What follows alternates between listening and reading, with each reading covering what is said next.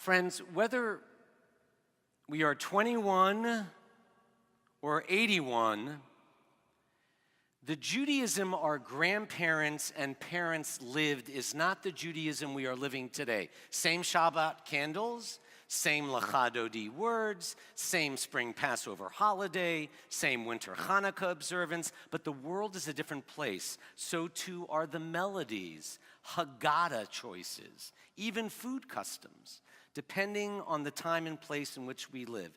Even within this storied congregation, times changed. Temple has been around since 7 years before the Civil War, but there were no female rabbis at Temple until the 1980s, nor female cantors until Abby Strauss's arrival 3 years ago. Reform Judaism arose hundreds of years ago in response to changing times and history itself, emphasizing that our relationship with God and each other are ongoing and did not end at Mount Sinai or when the Talmud was completed in the year 500. Judaism, we contend, is a living, evolving religion that exists in a nurturing relationship with the evolving world. The essential spirit of Judaism doesn't change. The spirit of compassion, justice, human dignity, learning, healing a broken world, experiencing the sacred through Jewish prayer. But how we embody that spirit and how we apply it depends on the time and place in which we live. Reform Judaism seeks a religious commitment not of the least common denominator, but of the most relevance, so that Judaism will continue to live in this time and place, not only for today or only for us, but for the generations to come. Take Memphis. If you are a 20-something in Memphis in 2018, the most happening places to be are the same neighborhoods our parents and grandparents moved out of in Midtown and downtown. Clearly, Memphis, as perceived and experienced now, is not the Memphis of 50 or even 20 years ago. Serious research has been conducted, and the findings are quite remarkable. What comes to mind most about Memphis among millennials across America is not Graceland, it's not barbecue, it's not Home of the Blues or Elvis. The two words researchers heard most after interviewing thousands across America were the words creativity and soul. The summary finding is that millennials around the country see Memphis as a place where creativity and soul converge to create change. There's even a new ad for Memphis buzzing on social media, which reads, "If you want to change the world, come home to Memphis." Though the Memphis Jewish community population is aging and declining numerically relative to the 1970s, the new research on Memphis in the eyes of newcomers and outsiders is quite hopeful and promising for an expression of Judaism like ours, which emphasizes equality, community, social justice, repairing the world, creativity, and soul. Seeing the future with new eyes is the dominant theme in this week's Torah portion from the book of Numbers, chapters 13 to 15. In Shlach Lecha, 10 of the 12 men Moses sends to scout out the land of Israel come back with a negative report.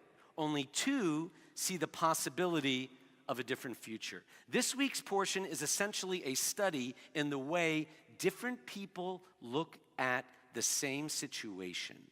Caleb and Joshua view the same land the other 10 see, yet only these 2 perceive that despite challenges, we really can thrive here. It's that kind of vision and positive self-perception that is most needed to reach goals one never thought possible. The great writer Marcel Proust put it this way: The real voyage of discovery consists not in seeking out new landscapes, but in having new eyes. What he's saying is that if you travel all around the world with the same old tired eyes, you won't discover anything new. But if you get new eyes, if you learn to see things in a fresh and different way, then you can discover wonders and miracles without ever leaving where you are. It's not just what you see, therefore, it's how you see it. When seen with new eyes, a place like Memphis or Israel brims with new possibilities. With Memphis, we learn from the research, it just requires fresh eyes and open minds to see what's right instead of what's wrong. With Temple, it's about how current and future Jews will connect to Memphis and to their Judaism today and tomorrow. Many of us from Memphis still see the future in terms of our own pasts for understandable emotional reasons, which is why newcomers and outsiders are such important teachers for the present. The Torah demonstrates how it's often the outsider who shows us what we don't see about ourselves. Remember, it was the Egyptian midwives, Shifra and Puah, who saved baby Moses' life and changed history.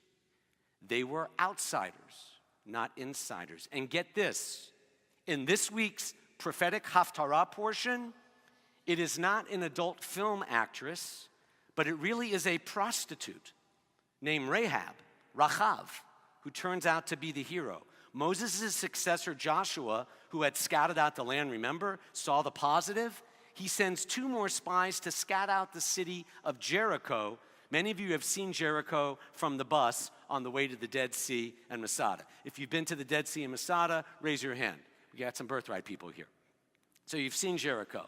Well, the king of Jericho heard about Joshua's spies, and he goes to Rahab, the innkeeper, whom the Talmud says was among the 4 most beautiful women in the world, along with Sarah, Esther, and Abigail. Rahab, the outsider, defies the king's order because she sees in these Jewish people something special others don't see. She takes the spies to the roof. She hides them, and before the men can go to sleep, this Canaanite prostitute climbs back to the roof and she says, I know that you Jews belong here. We've all heard about that miracle when your people left Egypt. Clearly, the one God you worship, she says in the Bible, is the only God in heaven above and on earth below.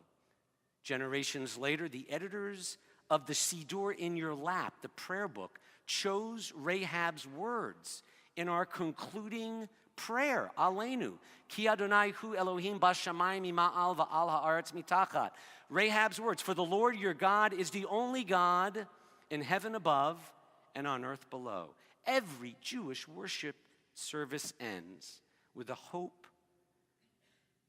for a more just and peaceful world. But envisioning that future did not come from Moses or Abraham. It came from this Canaanite Rahab, who said publicly that the one God we affirm is the only God in heaven and earth. My friend and teacher, Rabbi Jeffrey Salkin, notes that Rahab, whose Hebrew name Rachav means broad, not like a woman, but broad, means that Rahab broadened the story of the Jewish people. She made it bigger and the future brighter. Her example teaches us not to judge where people are from, it's who they become. It's not what they look like, but who their souls really are. So in the Torah story of Moses and the spies, 10 don't see what 2 people do see.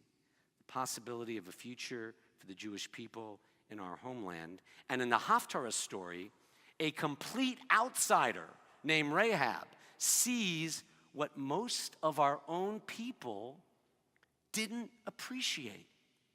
My prayer in closing on this Shabbat arising from this week's Torah portion is that each of us, not only the 18 summer college fellows and new Jewish Memphians, Bailey Less, and our crosstown presence are reaching and adding to the Jewish community. My hope and prayer is that more and more of us of all ages, whether from Memphis or new to Memphis, will see what Rahab, Joshua, and Caleb saw, that others who were too conditioned by the past could not see. A vibrant Jewish future filled with creativity and soul in the least likely of places, even in Memphis, Tennessee. And let us all say,